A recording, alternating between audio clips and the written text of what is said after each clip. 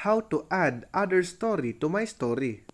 Hello guys, welcome back to our channel. In this video, I'll show you the ways on how to add someone else's story to your own story. So without further ado, let's get started.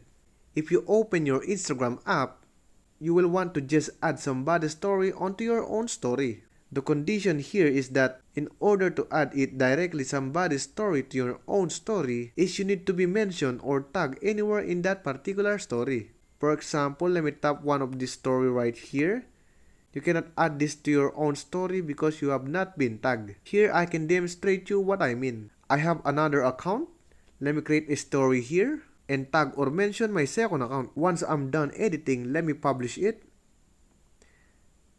I'll wait for this. Once it's published, I'll switch to my second account and let's see the story I publish.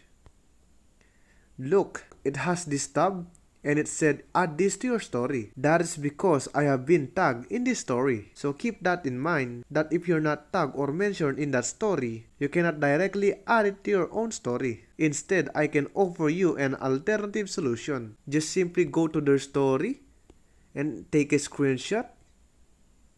Once you're done, go create a story and then add that photo. Then you can mention it if you want to. That's how you can add stories to your own stories. I hope the video was really helpful, and if it did help you, make sure to give it a like and subscribe to the channel.